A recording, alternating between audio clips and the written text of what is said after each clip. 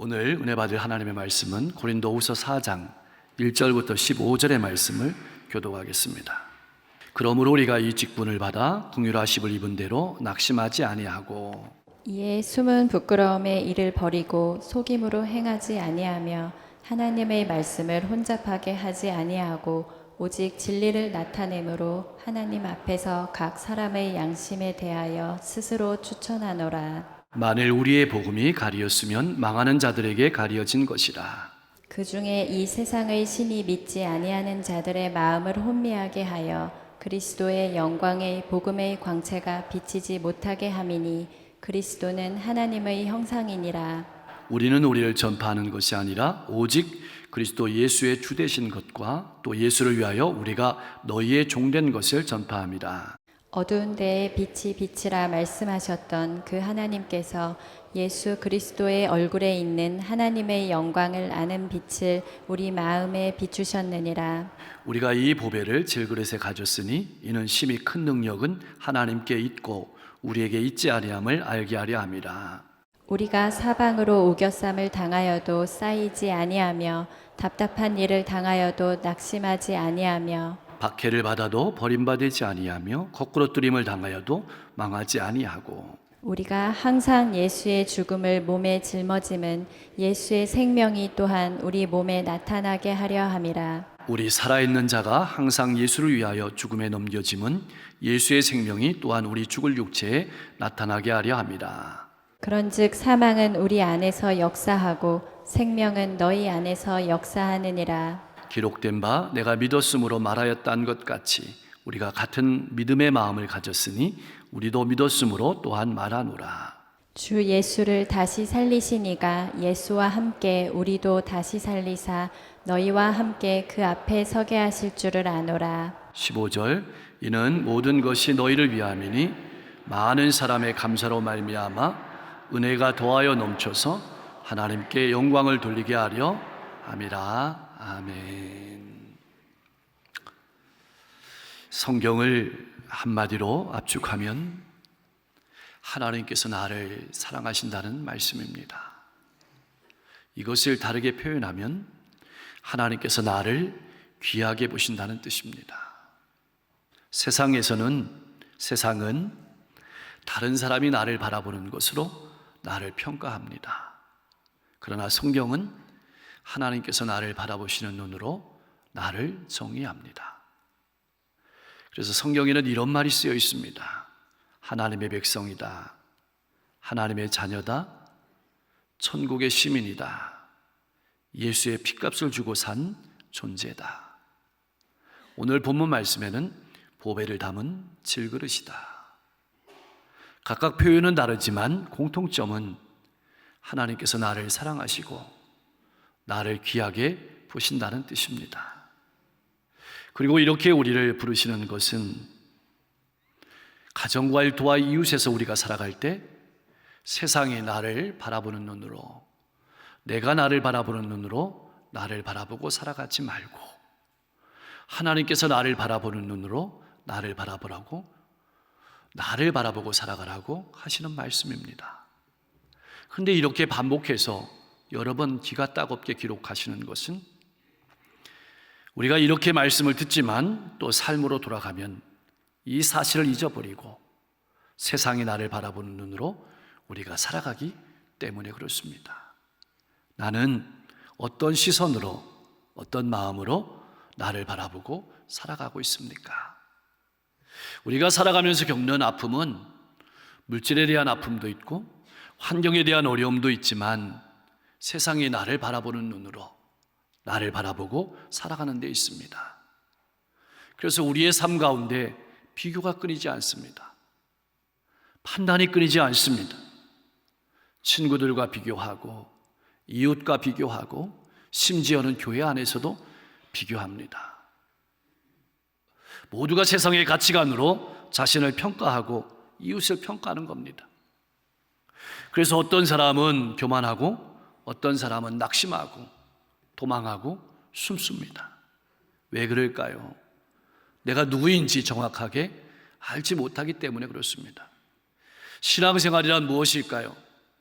내가 나를 바라보는 시선에서, 세상이 나를 바라보는 시선에서 하나님이 나를 바라보는 시선으로 옮겨가는 것이 신앙생활입니다. 우리가 신앙생활하면서 겪는 싸움의 본질이 바로 여기에 있습니다. 본문에서 우리는 어떠한 상황 가운데서도 낙심하지 않고 도망하지 않고 숨지 않고 묵묵히 살아가는 용기 있는 신앙인을 만나게 됩니다. 바로 바울 사도입니다. 1절 말씀은 바울 사도가 자신을 어떻게 바라보는지, 왜 자신이 낙심하지 않고 살아갈 수 있는지, 그것을 우리에게 분명하게 보여주고 있습니다. 우리가 이 직분을 받아 긍휼하심을 입은 대로 낙심하지 아니하노니. 바울은 자신을 바라볼 때 자신에게 복음의 생명을 살리는 직분을 주신 분이 하나님이시기 때문에 낙심하지 않았습니다. 하나님께서 나를 세워주셨고 예수님께서 나를 기다려주셨고 성령님께서 내 안에서 일하시기에 낙심하지 않고 용기를 잃지 않고 열심으로 감당할 수 있었던 것입니다. 요즘 나의 신앙은 어떻습니까? 하나님께서 내게 주신 직분을 잘 감당하고 있습니까? 혹 낙심하고 도망치고 싶은 분은 없습니까? 쉽게 생각해 보면 복음으로 영혼을 살리는 이 직분은 마음이 무너지느냐 마음이 무너지지 않느냐, 이 싸움입니다. 오늘 본문 말씀에도 낙심한다는 말이 여러 번 나옵니다. 낙심한다는 말의 뜻은 용기를 잃는다, 포기한다, 도망한다는 뜻입니다. 이것을 그림으로 비유하자면 권투 시합을 하는 선수가 가드를 내린다는 뜻입니다. 그렇다면 우리는 언제 용기를 잃고, 우리는 언제 포기하고 싶고, 우리는 언제 가드를 내리게 되는 것일까요? 지칠 때 포기하고 도망하고 싶습니다. 가드가 내려옵니다. 그러므로 무리해서 일하지 마십시오. 또 감정이 상할 때 가드가 내려옵니다. 여러분 마음속에 섭섭한 마음, 속상한 마음, 아주 사소한 감정이 들어온다면 그때는 바로 기도해야 될 시간입니다. 왜냐하면 가드가 내려오고 도망치고 싶은 마음이 들어오기 때문입니다. 칭찬도 좋은 것임에 틀림없지만 칭찬도 자주 들으면 교만해집니다. 그래서 칭찬을 자주 듣는 자리는 우리가 본능적으로 가고 싶지만 자꾸만 칭찬을 듣는 자리가 생기면 그 자리를 피하십시오. 교만해지는 자리가 될 수 있습니다. 바울 사도가 어떠한 환경과 처지에도 낙심하지 않고 복음을 전하고 생명을 살리는 직분을 힘있게 감당할 수 있었던 것은 늘 하나님께서 자신을 세워주셨음을 잊지 않고 사람 앞이 아니라 하나님 앞에 살아갔기 때문입니다. 그렇다면 왜 하나님께서 나를 세워주셨음을 늘 기억하고 하나님 앞에 살아가는 것이 중요한 일일까요? 우리가 살아가는 삶은, 우리가 감당하는 직분은 생명을 살리는 일이기 때문에 그렇습니다. 우리는 내 능력이 아니라 성령의 능력에 의지해서 복음을 전하고 주님의 생명을 전하는 사람입니다. 가장 중요한 것은 복음의 선포를 통해서, 나의 삶을 통해서 누가 선포되느냐는 것입니다. 5절 말씀이 핵심의 말씀입니다. 예수께서 구원자요 주님 되심을 선포하는 것이 복음의 핵심입니다. 이 말은 주인은 예수의 뜻에 나는 온전히 순종하는 사람이라는 것입니다. 예수를 나타내기 위해서 나의 특권과 나의 인간적인 자랑은 모두 내려놓아야 한다는 뜻입니다. 그래야만 예수의 생명이 나타나게 되는 겁니다. 이것이 본문에서 자신을 질그릇에 비유하고 약함을 자랑하는 말씀의 의미입니다. 사랑하는 성도 여러분, 하나님께서는 우리를 복음을 전하여 생명을 구원하는 일꾼으로 세워주셨습니다. 그렇다면 복음을 전하는 일꾼으로서의 우리의 삶은 어떠해야 될까요? 항상 나를 세워주신 분은 하나님이심을 잊지 말아야 합니다. 하나님 앞에 살아야 합니다. 그렇지 않으면 탈진하게 됩니다. 비교가 들어오고 판단이 들어오고 가드가 내려가게 됩니다. 그리고 복음에 합당한 삶을 살아야 합니다. 세상의 가치관이 아니라 복음의 가치관으로 살아가십시오. 내 삶이 복음을 나타내는데 방해가 될 수 있음을 깨달아야 합니다. 내 능력으로 아무것도 할 수 없음을 기억하고 날마다 성령의 충만함을 간구하며 살아가시기 바랍니다. 우리의 직분은, 우리의 삶은 복음을 전하는 직분이고 복음을 전하는 삶입니다. 그렇다면 왜 하나님께서는 복음이라는 보배를 우리에게 담아 주셨을까요? 그런 의미에서 7절은 참 상식을 뛰어넘는 말씀입니다. 여러분, 집에 있는 값비싼 보석을 어디에 담아 두십니까? 금으로 도금된 단단한 보석함에 두기 마련입니다. 그런데 하나님께서는 이 값비싼 보석을 흙으로 만든 질그릇, 토기에다가 담아두셨다고 말합니다. 당시에도 질그릇은 흔해 빠진 그릇이었습니다. 정말 어울리지 않는 모습입니다. 여러분, 질그릇은 한번 깨지면 버려야 합니다. 깨지기도 쉽습니다. 작은 충격에도 쉽게 깨지는 것이 질그릇입니다. 사람의 몸과 사람의 마음이 이와 똑같습니다. 참 닮았습니다. 우리는 한 해 한 해 몸과 마음이 부서지는 것을 경험하며 살아가고 있습니다. 스스로 자신에게 실망할 때가 얼마나 많은지요. 왜 그럴까요? 우리가 깨어지기 쉬운 질그릇이기 때문에 그렇습니다. 그렇다면 왜 하나님께서는 가장 소중한 보석인 복음을 가장 허술하고 깨어지기 쉬운 토기에 담는 편을 선택하셨을까요? 구원의 능력이 인간에게서 비롯되는 것이 아니라 오직 하나님께 있음을 분명하게 알려주시기 위함입니다. 즉 연약한 질그릇인 우리에게 하나님의 영광을 담아서 전하는 데 목적이 있다는 말씀입니다. 하나님의 능력은 우리의 마음속에 복음의 빛을 비추어서 우리를 주님의 성품으로 변화시켜서 하나님을 나타내는 것을 말합니다. 우리를 구원하는 복음은 사람을 천국으로 인도하기도 하고 지옥으로 떨어뜨리기도 하는 무서운 힘을 지니고 있습니다. 따라서 이 놀라운 힘이 어디서 오는가를 분명히 하지 않으면 천국에 가야 될 사람을 지옥으로 떨어뜨리는 심각한 사태가 발생할 수 있습니다. 내가 복음을 가로막는 사람이 될 수 있습니다.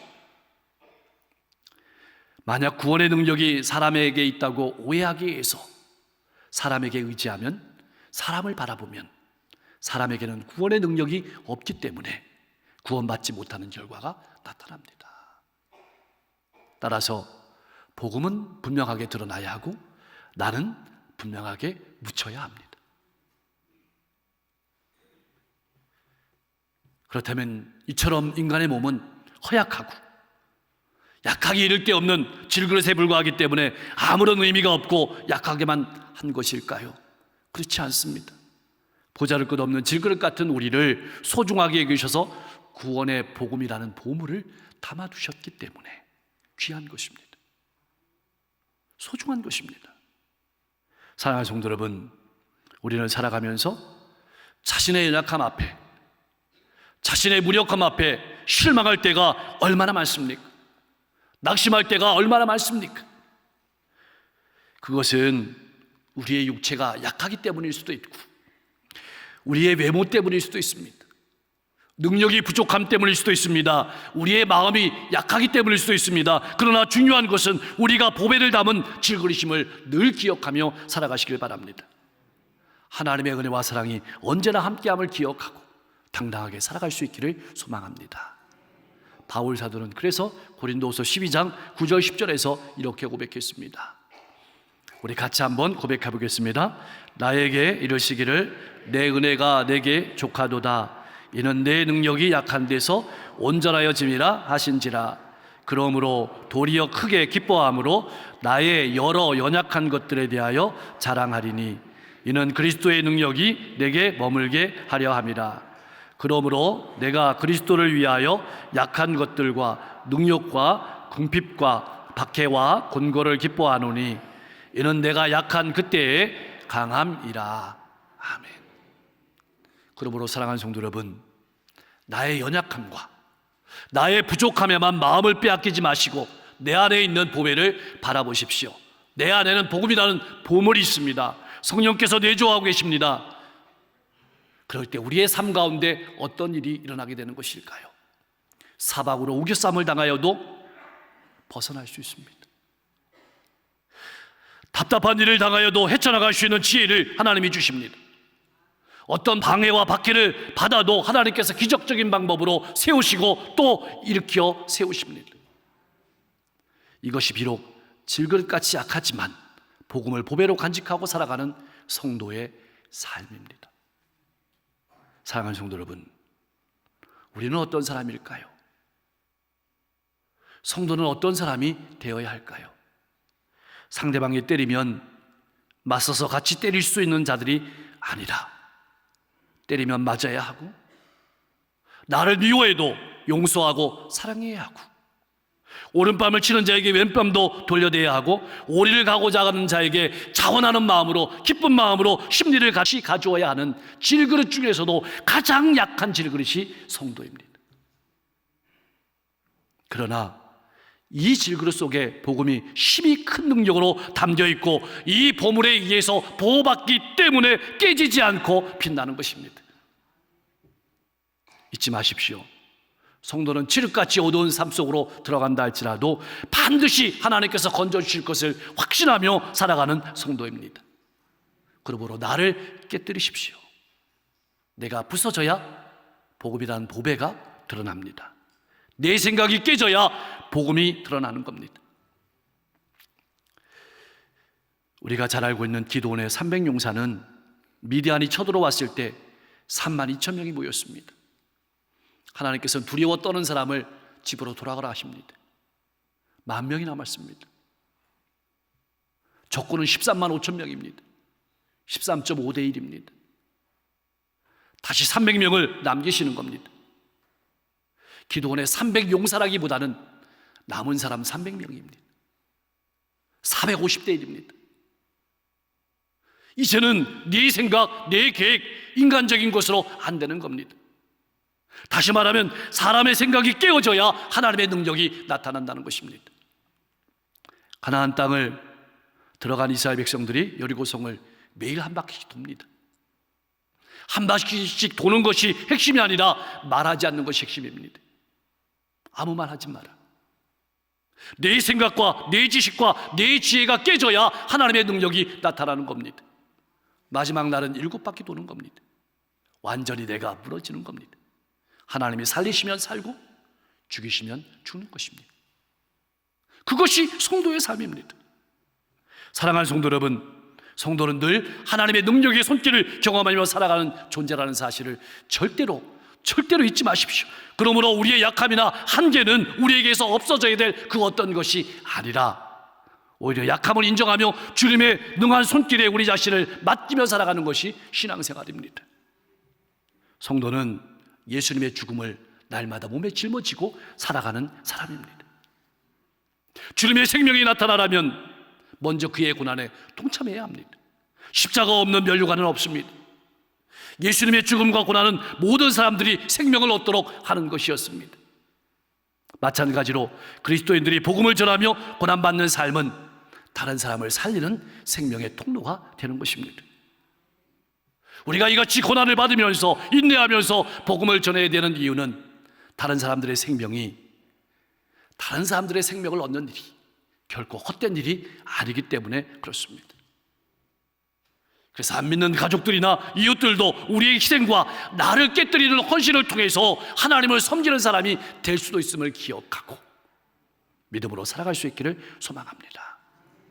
또한 내가 고난받는 이유는 내가 섬기는 회중에게 예수의 생명을 나타내기 위함이고 더 나아가서 건강한 교회를 세우는 일이기 때문에 그렇습니다. 그러므로 우리는 항상 내가 당하는 고난이 교회를 위한 것인지 이웃을 위한 것인지 확인하며 살아가야 합니다.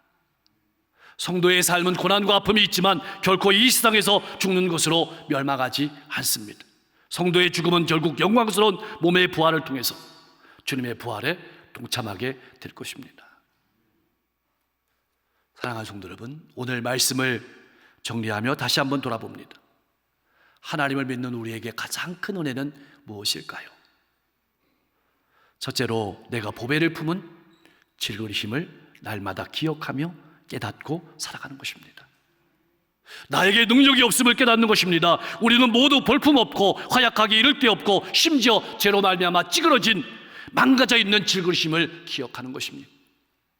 그러므로 이 보잘것없는 질그릇 안에 죄와 사망의 권세로부터 나를 해방시키는 복음을 담아주신 하나님의 은혜에 감사하며 보배이신 예수님을 드러내고 나를 제한하고 깨뜨리는 것이 우리가 해야 될 일입니다. 철저하게 자신을 죽이고 예수 그리스도의 생명과 그 빛만 향기만 드러나도록 하는 것이 우리가 살아가는 삶의 중요한 일입니다. 이것을 기억하며 살아가십시오. 두 번째로는 질그릇 같은 우리의 삶은 다른 사람을 위한 삶임을 꼭 기억해야 합니다.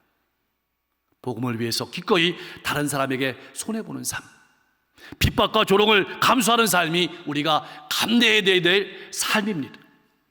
우리는 나 자신을 위한 이기적인 삶을 이미 십자가에 못 박은 사람입니다.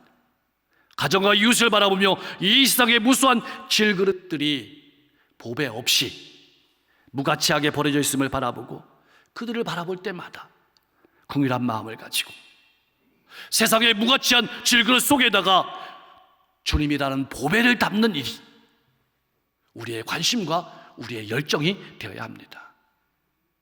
기억할 것은 이렇게 타인을 품고 섬기며 살아가는 것은 결코 쉽지 않습니다. 때로는 괴롭고, 때로는 외롭고, 때로는 상처받고, 때로는 가드가 내려오고 도망치고 싶습니다.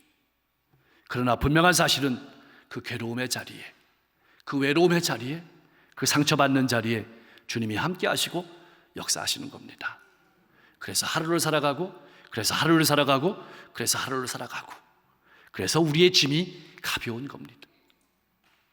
사랑하는 성도 여러분, 우리가 잘 아는 것처럼 새로운 생명은 반드시 산고를 겪어야 잉태가 되고 출산이 됩니다. 바울의 고난이 없었다면 고린도 교회 성도들의 생명은 없었을 것입니다. 우리와 우리 교회도 마찬가지입니다. 우리의 고난이 없다면, 우리 교회의 고난이 없다면 이 강릉동성의 수많은 질그릇 안에 보배를 담는 놀라운 역사도 없을 것입니다.